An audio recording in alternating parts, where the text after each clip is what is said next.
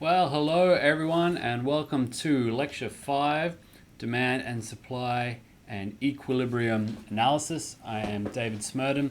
Before we get right into it, let's start with a little bit of a recap of what we've seen so far. A chance maybe for some feedback, get an idea of how you're going, see whether we can take the concepts we've learned and apply them in different contexts. So, first question, this is from the early weeks of the Playconomics game, and this is the market for supply. The question is, what can we say about the supply of concrete? Pause your video if you need.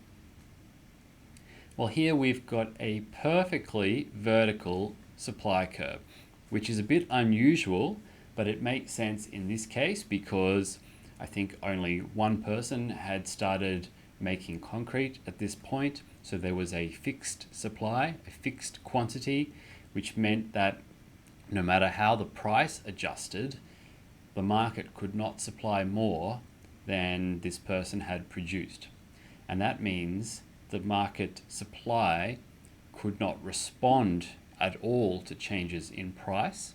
And as we saw last week, the responsiveness of supply or demand to changes in price is measured by elasticity. So here is a situation in which we have perfectly inelastic supply. Very rare. Okay, for the next few examples, we're actually going to leave traditional economics situations, because one of the skills that is most valuable from learning economics is being able to make decisions using the economic way of thinking in everyday life, even things that don't involve money, don't involve production or purchases. It's just being able to incorporate those logical sort of reasoning rules into making better choices. And who could be more logical than our friend Sheldon from Big Bang Theory? So let's see a couple of examples from the Big Bang Theory and try to identify, oops, there goes my microphone, try to identify which of the concepts that we've learned are applicable. All right, so number one. Sheldon, I am really sorry, but it's only for a week. Can't you be a little bit flexible? Yeah, sorry, I didn't really think that through. You claim it's going to be a week, but I have no faith in your dry cleaner. Why not? Did you notice the sign on his counter? He's not a full-time dry cleaner. He also makes keys. For God's sake, Sheldon. That focus is important. Was Michael DeBakey a wedding planner in between heart transplants? Did Alexander Fleming moonlight as a hairdresser? Thanks for discovering penicillin. Now, how about we try a bouffant? Here you go, fresh from the cleaners, good as new. Really great. Sheldon, look good as new. From that key maker, I highly doubt it. All right, so what's the concept there at play that Sheldon is referring to? I'll give you a second to think about it. Pause the video if you need. Well, Sheldon was highlighting the fact that the key maker and the dry cleaner is the same person. So that somebody is not specializing in one particular activity, but is spreading their production between different industries. In other words, without that specialization, you're not getting those production benefits from comparative advantage. So the key concepts we want there are comparative advantage and specialization. All right, number two.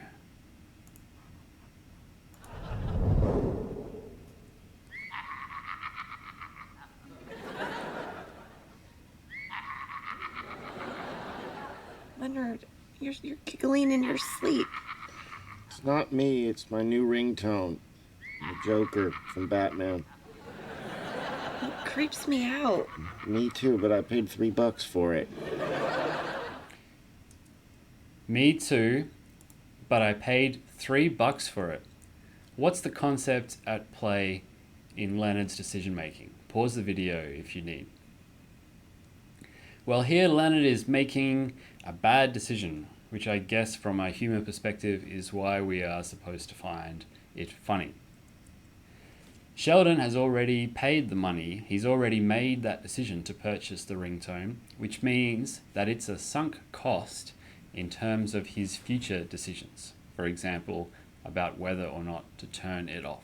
And as we have learned, one should not take into account sunk costs when making a decision using cost-benefit analysis. Number 3. Howard's capsule should be re-entering the atmosphere any minute. It'll be good to have him back. The Fantastic Four reunited. Yeah, you had a good run, fake Wallowitz. We'll remember you with nostalgic fondness. You know, the way we do the dial-up modem, the VHS tape, or Leonard's gym membership. We're not kicking him out. Stuart and I have become good friends. Okay, 1 vote for, 1 vote against. Leonard, you're the tiebreaker. I don't have a problem with Stuart. Besides, he gives us a 20% discount at his comic book store. Well, I don't sell my friendship that cheaply. I can go 30. Welcome aboard, old chap.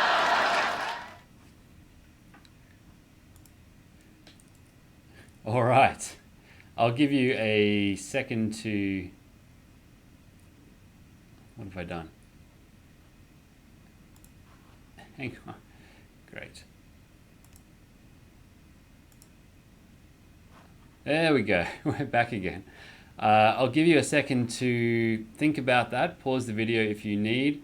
I think I'm going to turn off my Dropbox notifications.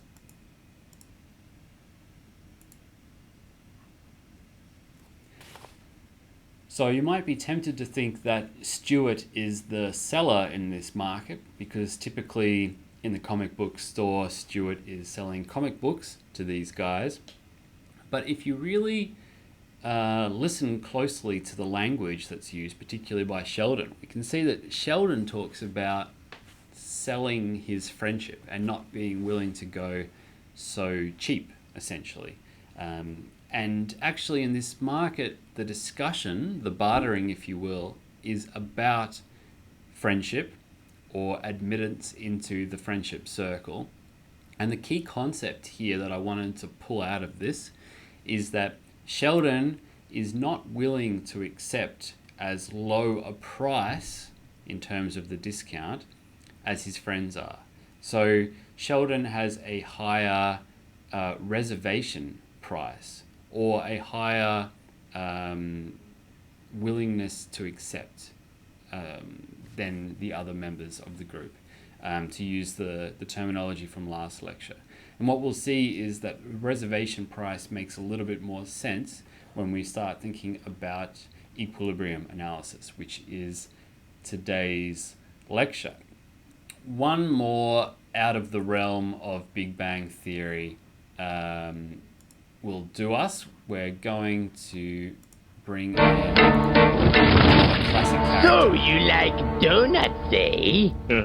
Well, have all the donuts in the world!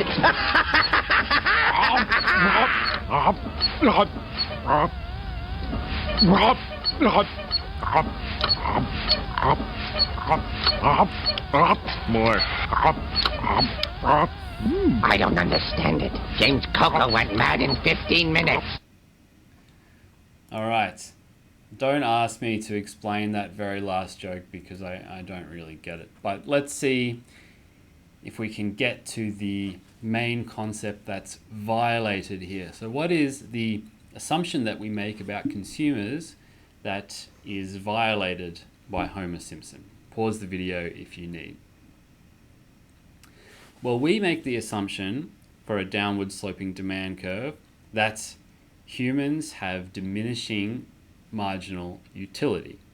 Diminishing marginal utility means we have decreased happiness from consuming each further item. That marginal happiness from each further item is smaller and smaller.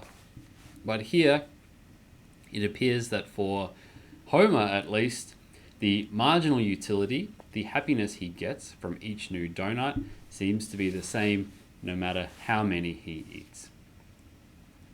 Right, okay, so let's move on now to today's topic, which is equilibrium.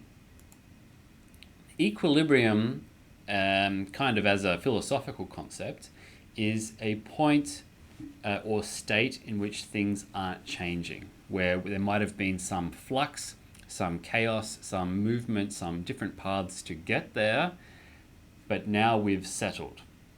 And that's, in an economic sense, the point where suppliers are happy to sell the quantity at the given price, and that matches the price that consumers are willing to pay for that quantity supplied, and potential suppliers and potential consumers who are not in the market are not bothered by that. They have no incentive to enter the market given the current price. And the price doesn't change, the consumer's quantity doesn't change, the supplier's quantity doesn't change. Everyone in the market is happy, everyone out of the market could not be happier if they entered. And the reason we call this equilibrium, and that reason that we call consumers and suppliers both happy in that market, is because consumers are earning what we call a positive consumer surplus, and producers are earning a positive producer surplus, and we'll talk a little bit more about those terms in a moment. The way that we get to this equilibrium point is often called market clearing. Now, if you are familiar with, say, the Australian stock market or other stock markets or other sort of trading platforms, there's often what we call a market clearing house or a central counterparty, which is also called sometimes a clearing house, that's helping to smooth these trades, so to speak, so that we can reach equilibrium as quickly and painlessly as possible. If we are not in equilibrium, there are two states we can be in for a simple market. One is a shortage. A shortage, as we've seen recently on the shelves of supermarkets, is a situation when the quantity demanded by consumers is greater than the quantity supplied by producers. And a surplus is exactly the opposite. A surplus is a situation when the quantity supplied by producers is more than the quantity demanded. So how do we go from these states to an equilibrium state when the market clears? Well, remember the assumptions for a perfectly competitive market. One of them is that there are many buyers and sellers on both sides who cannot influence the price individually. It means that if we are in a situation of shortage or of surplus, the prices and the quantities continue to adjust, sort of automatically, organically, changing and changing in a gradual direction, moving both the price and quantity towards that equilibrium point. Even though I've been talking about equilibrium as this stable sort of point that we get there and things stop, in reality there is constant movement in that the equilibrium point is dynamic, situation changes, shocks occur, external shocks, including ones that are obviously going on at the moment, but it's still very useful for us to think about things in a static sense to get our understanding going. Okay, so recall that demand and supply curves for the market are simply aggregates of those individual supply curves. For example, on the supply side, we can simply add up the producer individual supply curves to get the market supply. So here we've got to Teo and Tai, the two producers in panel A and panel B, and we can see for a given price, for example, $1, we add up how much they would both be willing to supply, 1 unit and 2 units, to get the market supply of 3 units. Likewise, for demand, we take Isa and Ting, two consumers, we add up their individual demand curves horizontally. Recall that the individual demand curves are simply the maximization of utility for each individual, and adding them up horizontally gives us our aggregate demand curve. And that's exactly what our definitions have been for the past 2 lectures. What we're interested in terms of equilibrium is how much is getting traded in the market and at what price. We need that quantity, we need that price. And typically what we do then is we take the market supply and demand curves, those aggregate curves, we find the point where they intersect. Usually in notation we give them asterisks, so Q star and P star, and that will be a point on where the 2 curves intersect such that the quantity demanded is equal to the quantity supplied. On the other hand, if we are not there yet, we can talk about those shortages or surpluses in terms of whether or not the quantity supplied is bigger or smaller than the quantity demanded at a given price. That will tell us whether we are in a shortage or surplus situation, or an easier way to think about it is an excess supply situation or an excess demand situation. So for example, the intermediate point, intersection point between the 2 lines here, that's our equilibrium point. But let's imagine that instead of being at this price, this 80 cents per apple, we were at a situation where the market says it's $2 per apple. That sounds great for producers, not so good for consumers. So it's not surprising that we have a situation of excess supply here. As we can see, the suppliers, the producers, are willing to sell a lot of apples at this high price, but only those people who really need an apple or have the money to spend are willing to pay $2 per item. On the other hand, at 20 cents per apple, apples are pretty cheap. In that sort of situation, consumers are willing to demand much more than the equilibrium quantity, as we can see here, but producers are not willing to sell as much. Only those perhaps who have a very low cost of production for apples are willing to sell at 20 cents per apple, which means overall we have an excess demand situation. In both of these situations, quantity supplied and quantity demanded are not the same. They are not equilibrated, and of course the equilibrium price and quantity is that intersection point. So when we have a perfectly competitive market, we have a situation where we assume that both buyers and sellers are price acceptors or price takers. They can't influence the price by themselves. And again, we've spoken in recent lectures about the willingness to accept on the seller side. What's the lowest price that you're willing to accept? Whereas for the buyers, we talk about what's the maximum price that you're willing to pay. We can think about that in terms of a reservation price. Now, we don't assume that all sellers and buyers in this market have the same reservation prices. We just assume that they cannot influence the prices. But for whatever reason, it might be that buyer 1 is willing to pay a lot more, is not willing to pay very much to buy an apple. Sorry, I got that around the wrong way. Buyer 1 might have a very high reservation price in terms of the maximum that they're willing to pay. Buyer 2, not so much. Buyer 3, not so much. So buyer 1 might be a person who really likes apples, for example. On the seller side, again, we're talking about those perhaps differences in the marginal cost curve. So for seller 1, they might have very cheap ways to make apples. So they've got the minimum that they're willing to accept for an apple might be lower than for the others. So that would be a lower reservation price. But for seller 2, that reservation price might be higher. For seller 3, it might be higher.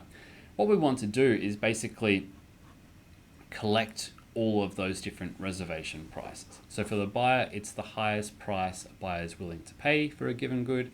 For a seller, the lowest price that they are willing to accept. Now, we see this actually in a very clear way on the stock exchange every day when we look at trading for different products. So this is a typical graph that you might get from ComSec or one of the other trading platforms. So here I've pulled up a stock for BHP because it's reasonably liquid.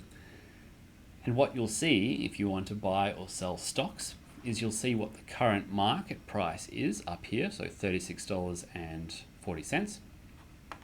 You'll see on the left-hand panel buyers in the market and the reservation price. So this is the price that they are willing to buy stock for, and this is the highest price that they're willing to buy a stock. So we can see that at the moment all of these ones are just a little bit under what the equilibrium price is.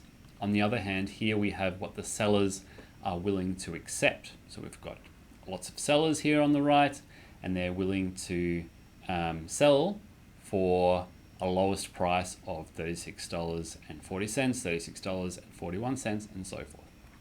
So these guys on both sides are all advertising their reservation prices, but we don't have a match for these guys just yet.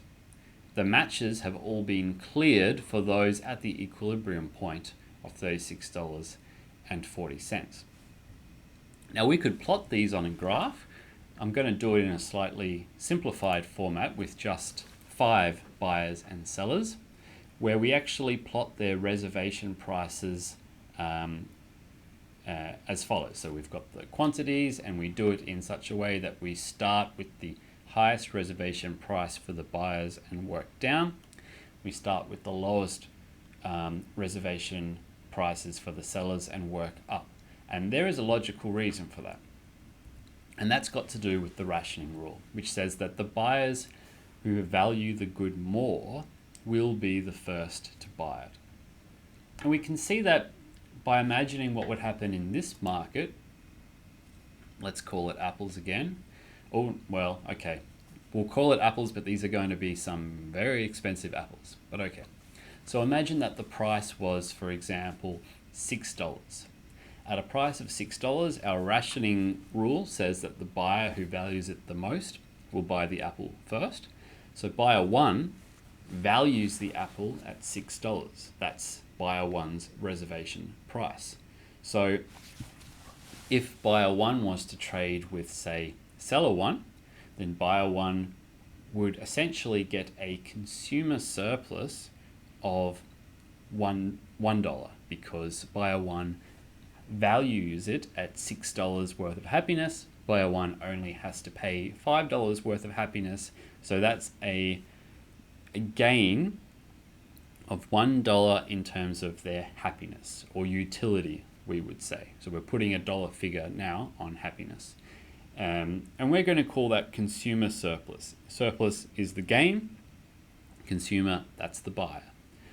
The producer, seller 1, gets a surplus just in monetary terms because perhaps $1 was the marginal cost to produce that item, but $5 is the price they receive. So that's a surplus of $4. So to be very formal about these definitions, the consumer surplus, it represents the difference between what a consumer has to pay for the good and service and what she would be willing to pay for that good or service, which is essentially her reservation price. The producer surplus is very similar. It's the difference between the price the seller receives and what he is willing to receive for that good or service. Again, the difference between the market price and the reservation price. So, does it make sense for anyone else to trade in our market if the price is $5? Well, it makes sense for buyer 2 and seller 2 to trade in this case. Because if buyer 2 and seller 2 trade at the market price of $5, buyer 2 gets an apple for $5, buyer 2 valued that apple at $5, so may as well. But for the producer, there is definitely a surplus happening because the producer, seller 2, has a marginal cost of $2 but is getting a price of $5. So that is a surplus of $3.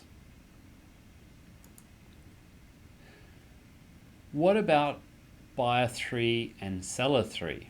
Would they trade in this market? Well, for seller 3 has a reservation price of $3. If the market price is $5, sounds great. But would buyer 3 be willing to take part in this trade? Well, buyer 3 only values the apple at $3, so this would be a loss in terms of happiness. It doesn't make sense as a trade. It doesn't accord with the cost-benefit rule. So buyer 3 is not going to engage in this trade. Neither is buyer 4, neither is buyer 5. So the question then is, what's wrong with this situation where the price is $5? How does the price adjust so that we end up at this equilibrium point? Now you can already kind of guess that $3 is the equilibrium price. So how do we get there? How does it work in real life? Well, the way that it works is that you look at the market at $5. You work out who's trading, who's not trading, and then you see if anyone is tempted to change their behavior to move out of the current situation. Because if either our buyers or our sellers have an incentive to change their behavior, we cannot be in equilibrium. That is essentially violating the definition of equilibrium. So in this situation, when the price is $5, seller 3 has gone to buyer 3 and said, let's trade. And buyer 3 has said, no thank you, not interested. So seller 3 is left here holding an apple wanting to sell it. Seller 3 sees that buyer 1 and seller 1 have traded, and that buyer 2 and seller 2 have traded, or are, let's say, about to trade. So what seller 3 can do is go to buyer 2 and say to buyer 2, hey, seller 2 is offering to trade with you at $5. You're not going to make a surplus there. $5 is what you value the apple at. I tell you what, I will sell you the apple for $4. That way you will make a surplus of $1 and I make a nice little surplus of $1 myself. Essentially, in terms that you may be familiar with, seller 3 is undercutting seller 2. And seller 3 can also undercut seller 1 as well. So seller 3 gets in and tries to do that. Actually, in this situation, seller 4 could also consider trying to get in and undercut. But what we'll find is that the undercutting will only work up until a certain point. So this will drop the price down to $4. And then at $4, again, seller 3 can come in and undercut seller 2 and so forth until we get to a point where the price is $3 and then nobody can undercut anymore. None of the sellers who are sitting off to the side holding apples have an incentive to come in and try to undercut anymore because there is no more room for them to undercut. So when this happens, we have a perfectly competitive market. And that's at exactly the equilibrium price of $3.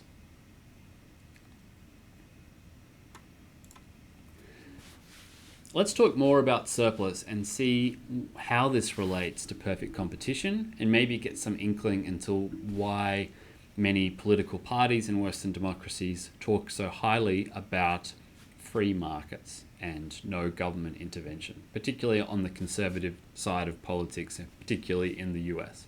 So, the total consumer surplus is the sum of the economic surplus of all individuals, adding up basically that gain that they get between their reservation price and the price they have to pay, summed up across all consumers. We can do the same for all producers, summing up the gains that they get from their price they receive minus their reservation price. That will give us the total producer surplus. And add those two guys together, we get the total surplus. So what we mean when we say surplus here is not, even though we do it in monetary terms, we're not talking about profit. What we're talking about is welfare, gains to individuals. It's the benefit to society from having these market transactions. So a higher surplus to consumers, consumers are happier. A higher surplus to producers, producers are better off. A higher total surplus, society is better. What it's saying is, how much better are our consumer and producers from this market existing, as opposed to the situation where no trade was possible, no transactions could take place. Think about a situation when a country, a state, a town is isolated and in lockdown because of a virus or so forth. This is a situation where sellers want to sell, buyers want to buy, but for certain markets this trade can't take place. Everyone's worse off. And how much worse off? Well, that's the consumer and producer surplus that they're essentially leaving on the table. So if we think about our toy example with 5 people,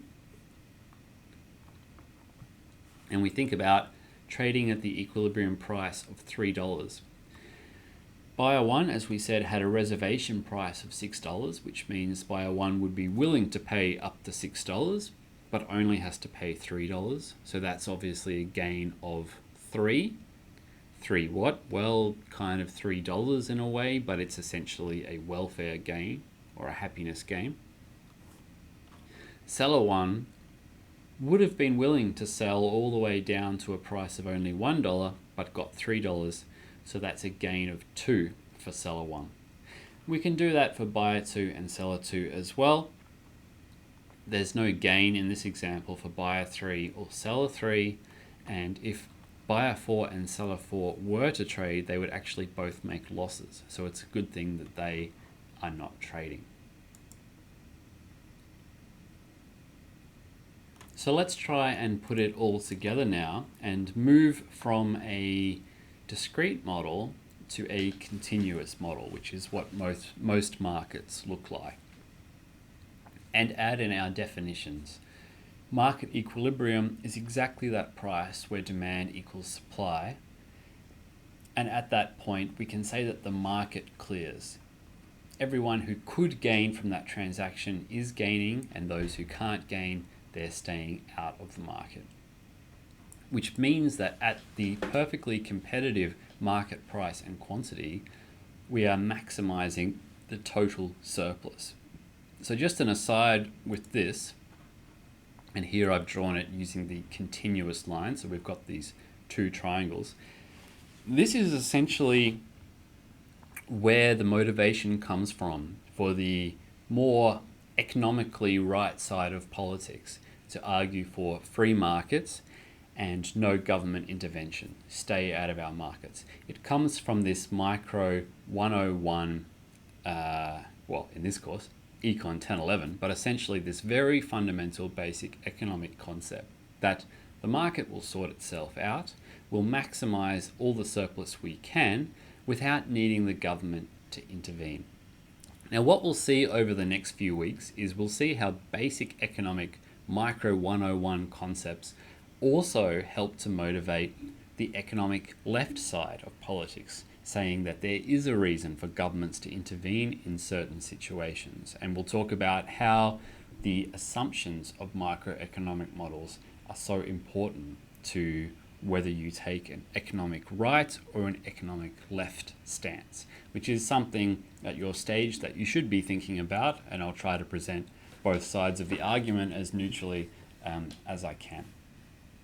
Okay, so we've got our equilibrium point, but what we're really interested in is how the equilibrium point changes when external forces are applied to our market. Or in other words, we have different shocks to perhaps the supply side or the demand side. So let's say we have D and S, our main demand and supply. We end up with P and Q, our equilibrium price and quantity at this point here. And here we've got the example of boats, the market for boats. And let's say suddenly fishing becomes really, really popular in Australia. Everyone decides to go fishing.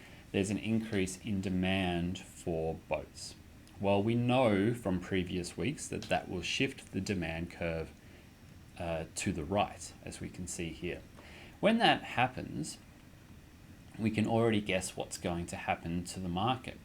The market price is going to go up, and the market quantity supplied is also going to go up. Very simple. We just look at how the intersection point changes and compare the prices and quantities. So here we've got P prime as opposed to P, which is the new equilibrium price, and likewise for Q. Now, how much the price increases and how much the quantity increases depends on a few things. It depends by how much demand has increased. But if you look at the graph carefully, you might think it also depends a little bit on the steepness of these two lines. Now, we know that slope is not exactly elasticity, but it is related. So the elasticity of the markets at that equilibrium point is also going to affect how much the price changes and how much the demand changes at the new equilibrium point. On the other hand, if the supply was to increase, for example, we've seen a few of the different categories that can cause this, such as a decrease in the input costs. So let's say that suddenly engines become much cheaper than before. Engines are an input cost into producing a boat, so that's going to shift the supply curve to the right. If that was to happen, we'll also see the quantity increasing in the market equilibrium, but now the equilibrium price will decrease. In a way, it's like those cost savings are being passed on to consumers, but not in a conscious way. It's just an artifact of the shift in the equilibrium point. And then what we can do is we can take different shocks that happen at the same time and put them all together to try to work out what will happen to the market. So let's take that increase in demand for fishing, as well as a decrease in the input cost for engines, and see what happens overall. We started at this point here, a price P. And with an increase in demand, so we've moved to the D1 curve, and an increase in supply, we've moved to the S1 curve. We're moving all the way over to this point here. Now, what can we say? Well, for sure, the quantity of boats is going to increase. But what's not totally clear is whether or not the final effect on the price will be positive or negative. The shift in the demand curve to the right is going to increase the price, but the shift in the supply curve to the right is going to decrease the price. The way I've drawn it here, the net effect is a decrease in the equilibrium price, but without knowing how I've drawn these graphs and just knowing that there's been a shift in demand to the right and a shift in supply to the right, the effect on the price is ambiguous. And then we can imagine that another shock suddenly happens that reduces the supply quite dramatically. Many things could happen to do that, as we've seen in previous weeks. That would then shift the supply curve back to the left. We know that from this new equilibrium point to the new equilibrium point, that's going to be a decrease in quantity and an increase in price. Again, how much that shift is going to affect whether or not this price, P double prime, is higher or lower than the original price P. But for sure, we've got a rightward shift. We've got an increase in the quantity traded in the market. And we can see different examples of this. We used ice cream in the previous week. I like using ice cream. So again, as we move into summer, we typically see that the demand increases for ice cream, and when that happens, we're going to see an increase in prices, and that's coming again just from our basic equilibrium analysis. But of course, the question becomes, how much more ice cream can you really eat? This basic analysis of supply and demand helps us to explain some puzzling phenomenon that we see in the business world from time to time. One is that one of the fashion chains, I think they're UK based, Burberry, has been criticized in recent years for burning their clothes rather than discounting them when it comes to the end of a season. And this can be in the hundreds of millions of dollars.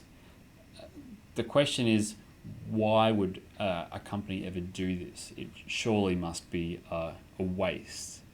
Surely those resources can be recycled or used for something else, or at least discounted. And when it's discounted, they would surely receive more money for those products. Well, essentially they need to keep the supply low because Burberry thinks of themselves as not competing in an overall clothing market, but in a specialized market just for Burberry because they've got a label attached to them. Their name gives them their own market. They want to keep that supply low because we know that shifts of the supply curve to the left increase the overall price in that market. Now, would it make sense for a nondescript brand, a non-label brand, to do the same thing? Well, no, that wouldn't make much sense because these manufacturers exist in a market competing directly against other suppliers of the same homogeneous product. And we'll talk a bit about this difference, this homogeneous products versus specialization and market differentiation in future weeks.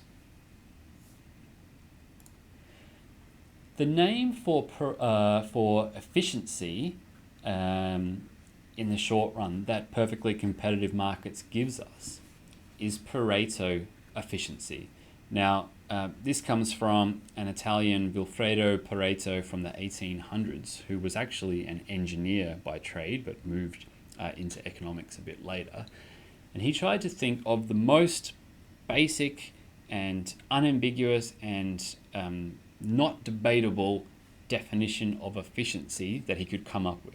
One that for sure nobody could argue with. And that was the following. A situation, we've got some situation where people are happy to certain degrees, they're trading. What if we could do something that would make one person a bit happier without affecting anyone else? Surely it would be efficient to do that. We're not hurting or harming anyone else, we're only benefiting one person. Or if we think about the example we had where we had 5 buyers and 5 sellers, there was a situation, we think about when just buyer 1 and seller 1 were trading and making a surplus. If we put buyer 2 and seller 2 together and get them to trade, buyer 2 makes a surplus, seller 2 makes a surplus. Both of those are better off and nobody else is affected.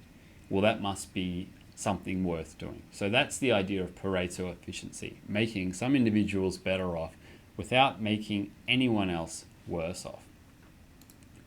And that's exactly the sort of efficiency that we have in a competitive market equilibrium. We are maximizing total surplus. Everyone who's trading is better off than before when they weren't trading, and nobody is worse off. So there's no way that we can actually improve the situation further without making someone worse off. That's why we call it Pareto efficient. It's a transaction where all parties involved are better off. However, this definition of efficiency, although it seems very logical and almost undeniable, there are some things that it misses out. And this is again where the slightly economic left side of politics comes into fore. It doesn't talk about who has been made better off in this situation, or whether or not we could have replaced someone who's better off for someone else who might have really got more benefit out of those gains. It doesn't talk about fairness, it doesn't talk about equity or equality of resources and opportunities. For example, if there's a situation when I could give all of the students in this class $100, but at a cost of taking away $10 from Gina Reinhart's $17 billion fortune, that would not be Pareto efficient. You would all be better off, but she would be marginally worse off. And for that reason, it would violate the principle of Pareto efficiency. Now, that's obviously an extreme example, but we can think about situations where we can make people who are disadvantaged better off at a small cost to others who are more fortunate. And again, that argument doesn't come into Pareto efficiency. Now let's talk about another concept to do with competitive markets, and that is how we end up in equilibrium in the first place. And this is the concept of the invisible hand. Now, the invisible hand, as a term, was introduced by Adam Smith. If you remember from the very first lecture, we spoke about economists throughout history, the godfathers of the field, so to speak, and if we were to invite them all to dinner, what would be their definition of what economics is? Well, Adam Smith from the 1700s, the one who spoke about the wealth of nations, he introduced this idea that we don't actually need this intervention to get these gains from trade. The market will do it all for us. And this is again on the economic right side of things, this idea of a free market without government intervention. So it states that if each individual buyer and each individual seller puts in effort to maximize the gains that they can get, which is to maximize profit if you're a seller or to maximize utility if you're a buyer, then generally speaking, their selfish actions will result in the market maximizing the benefits to society, both on the consumer surplus side and the producer surplus side. In other words, we actually get the socially optimal allocation of resources simply as an organic result of individuals' selfish actions. Now, this is quite an amazing concept, particularly the idea that a whole society can allocate its resources efficiently through selfish actions at the individual level. But here is how the theory goes for a market and for the producer side of things. So if we were a social planner, imagine in the former Soviet Union, the USSR, the government there said, we are going to decide which producers will produce what and how much in order to maximize the efficient allocation of the resources that the USSR possesses. If the government was to do that, in each market, they would set the production level at the minimum point of the average total cost curve. That's the most efficient place that you can produce, at the minimum of those average total costs. What Adam Smith and the economic right say is that a free market, a competitive market, will actually do that for you. And this is how it says that this happens. In the long run, firms can adjust all their factors of production. All factors are variable, if you like, capital, labor, and so forth. Plus, there is free entry and exit into the market. New firms can come in if they want to, existing firms can exit. Now, new firms are only going to want to come in if they can make profits, economic profits. Now remember, an economic profit of 0 is a normal profit. What that means is that you could not be doing better anywhere else. So if you're making an economic profit of 0, it doesn't mean your accounting profit is 0. It just means that the profit you're making now balances out the opportunity cost somewhere else. Say I had $50,000 to start a small business. If I make, say, 4% return per year on my $50,000, and the best thing I could have done with that money is put it in the bank and make 4% per year, then I'm not doing any better or any worse than I could have at my next best alternative. So in terms of my profit being revenue minus cost and putting in the opportunity cost into those costs, which the accountants won't do, but the economists will do, I'll end up with an economic profit of 0. But from the accountant's perspective, I'm making an accounting profit of 4%. So a normal profit is an economic profit of 0. If there is a supernormal profit, that is, I'm making more in my business than I could have elsewhere. Let's say I'm making 8% return in my small business. And in a bank account, I could make 4% in a fixed term deposit. Then imagine that somebody else has got $50,000 in a fixed term deposit and they see the profits that I'm making. They're going to want to take their money out of the bank and start their own business. So what happens is that as long as, now this symbol here is the Greek letter pi, which means profit. So as long as the profit from production, the economic profit from production is greater than 0, that is, firms are making supernormal profits, new firms will want to enter the market. Makes sense? Good profits to be made, other people want a slice of the pie. But we know from previous weeks that the more suppliers enter the market, the more the supply curve will shift to the right.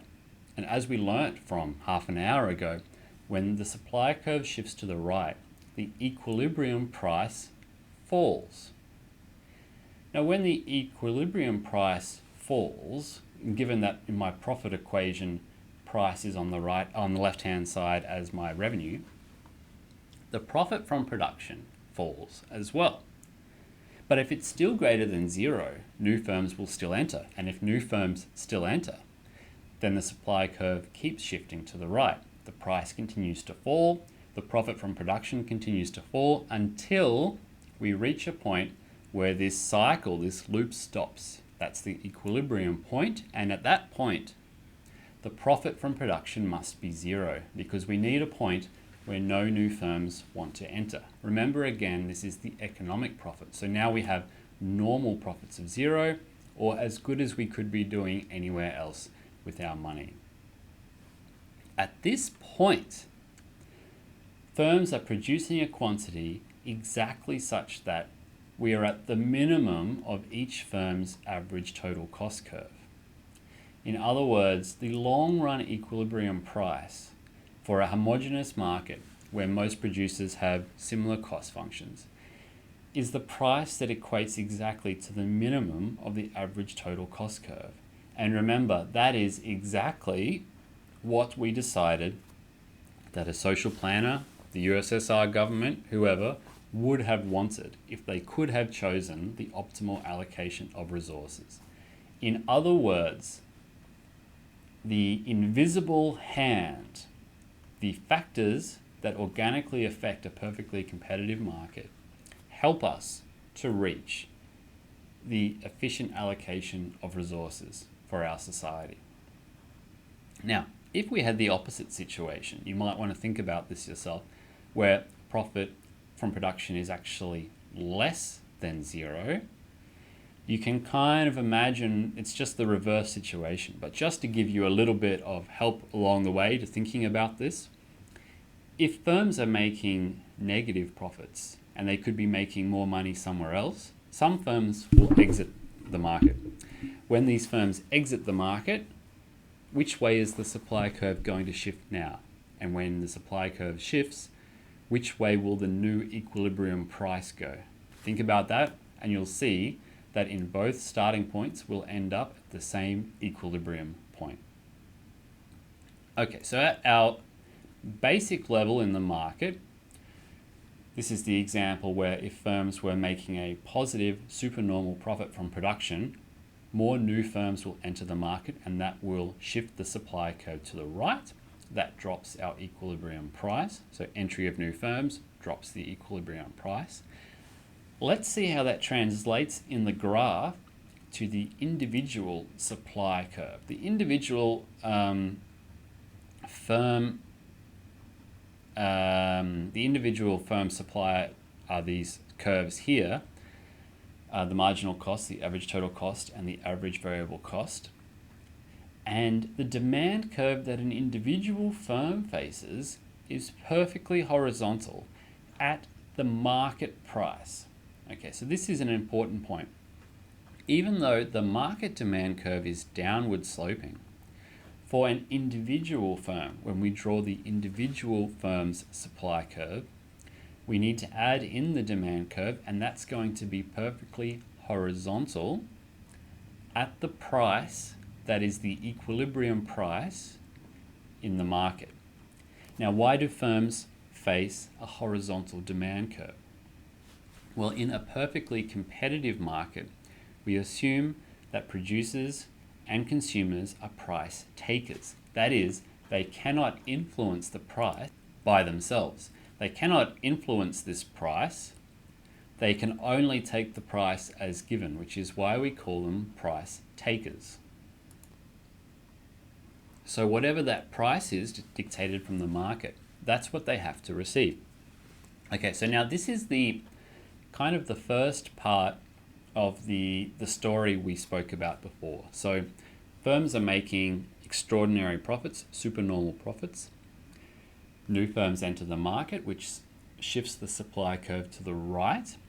That lowers the equilibrium price. So that lowers the horizontal demand curve that firms face in their own market. Now, let's try to work out what the profit is that a representative firm is making in this market. The profit is equal to total revenue minus total costs. Total revenue minus total costs. But total revenue is made up of price times quantity, and cost is made up of the average total cost times the quantity. So there's another way to write the profit, and that is the price minus the average total cost. Get that difference and multiply it all by the quantity. In other words, a firm is making positive economic profits when the price is higher than the average total cost at that point of production. Now we know what the point of production is going to be, because a firm is always maximizing profits when it sets the marginal benefit equal to the marginal cost. Now the marginal benefit is the benefit a supplier gets from selling each new unit. That's just the price. So the marginal benefit is the price for a perfectly competitive firm. So the producer should maximize profit by setting the price equal to the marginal cost. That will tell the producer how much to produce.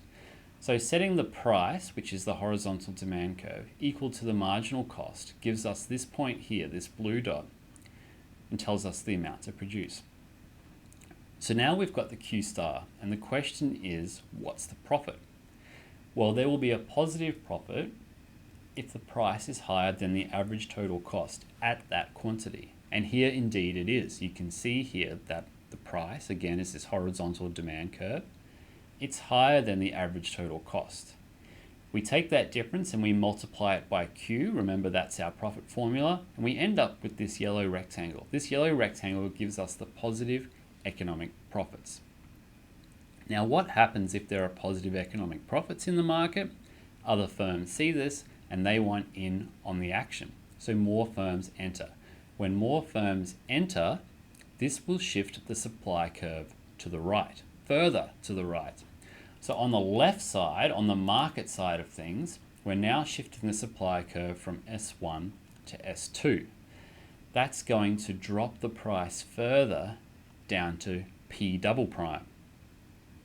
And at P double prime, we have to lower the horizontal demand curve that an individual firm faces. So we've lowered this line now from where it was before. It was here, it's now here. Again, the firm is maximizing its profit by setting that price that's dictated by the market equal to marginal cost. So we've got a new Q star here, which is slightly less than it was before. Oops, sorry, it's slightly less than it was before for this firm. And at this new Q star, which is profit maximizing, we can see now that the gap between the price and the average total cost curve has squeezed down to zero. So it's squeezed down to zero, which means that yellow rectangle, that profit, positive profits the firm was getting, has been squeezed all the way down to exactly zero, because only when it's zero will there not be any more incentives for firms to either enter or exit the market. All the people who are in the market are doing the best they can. Those who are outside the market have no incentive to enter. And that's exactly at the point where price equals the minimum of a firm's average total cost curve. What that means is that if we're in a situation where we assume that all firms produce with the same technology and face the same sort of input costs, so we imagine something like selling white t-shirts, selling ice cream, whatever. Things like this where the cost curves are the same for individuals, the technology is the same. So all the individual firms on the right have the same sort of cost curves. That means that the market equilibrium point will be exactly that point where the price is equal to the minimum of the average total cost curve, which is going to be pretty much the same for every firm. In other words, in the long run, the supply curve is always going to be fixed at this price. Remember, we spoke about last week the fact that in the long run, supply is more elastic. In the short run, supply is not as responsive. So in the short run, supply is more inelastic. In the long run, in fact, supply is so elastic that in some markets we can almost consider it to be close to perfectly elastic. That is, almost perfectly horizontal. Horizontal at that price where it is equal to the minimum of the average total cost curve, because in the long run, these firms are making zero economic profit. However, even though the price is fixed, the equilibrium quantity can still change because it changes with shifts to the demand curve. In other words, the demand curve tells us what the quantity is that's traded in the market. The individual supply curves, and particularly that minimum of the average total cost curve, tells us what the price is going to be. So let's now see an example in practice, a real world example that's sort of close to home to see this in action. The question is, you're the manager of a large banana plantation in northern Queensland back in 2011 when Cyclone Yazzie hits. Now the cyclone reportedly wipes out around 75% of the banana crop in the area and consequently most of the banana industry in Australia, due to the fact that Queensland is the banana capital of Australia. Now, if you remember, or you were around in Brisbane and you remember this at the time, things went crazy with bananas. Radio shows and TV shows, instead of offering money, they started having for their game show quizzes offering bunches of bananas instead, in much the same way that now you see some of these quizzes offering toilet paper as their prizes. So the first question is, let's take this graph where D1 represents the initial demand and S1 represents the initial supply of bananas in the Australian market before Cyclone Yazzie hits. Which combination of points would be the most feasible representation of the market for bananas in the months immediately after the cyclone? Have a think about it, pause your video now. Well, the key thing to think about first is the cyclone shifted which of the curves? Well, it didn't shift demand. It doesn't fit into any of the categories that shift demand. But of course, it does shift supply because it destroyed a lot of the crops. It will shift the supply curve to the left. So we'll stay on our D1, but we'll move to our S2. And the equilibrium point is the intersection of the two. And at that equilibrium point, the price is equal to P2 and the quantity is equal to Q1. Okay, question 2. A similar outcome for farmers resulted after Cyclone Larry in March 2006. Back then, the Australian government declared it would maintain the long-standing ban against imported bananas.